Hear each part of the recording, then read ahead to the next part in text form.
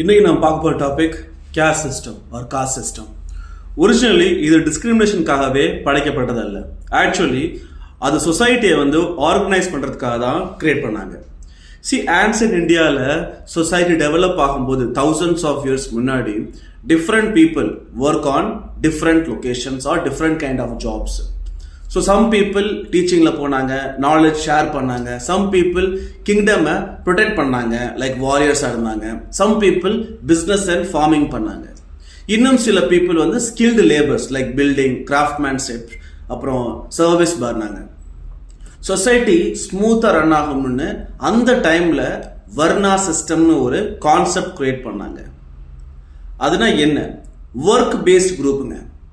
Teacher type people, they became Brahmins. Warriors and kings, we call it as Kshatriyas. Business and farmers, Vaishyas. Skilled workers, Sudras. Important thing என்னன்னா, originally இது birth based இல்ல, profession based தான் இருந்துச்சு. Problem later வந்துச்சு. என்னன்னா, இதை rework பண்ணவே இல்லை, யாருமே அப்டேட் பண்ணவே இல்லை. டைம் போக போக சொசைட்டி சேஞ்ச் ஆயிடுச்சு. Work base system slowly birth base system ஆயிடுச்சு. அப்போதான் டிஸ்கிரிமினேஷன் ஸ்டார்ட் ஆனிச்சுங்களே.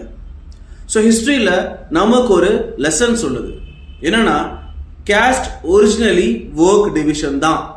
பட் டுடே மனுஷன் வேல்யூ டிசைட் பண்றது கேஸ்ட் யூஸ் பண்ண கூடாது.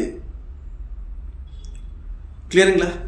ஸோ இந்த வீடியோ நான் உங்களுக்கு சொல்லணும்னு ஆசைப்பட்டேன். ஸோ நான் சொன்னேன். ரொம்ப தேங்க்யூங்க. பாய்.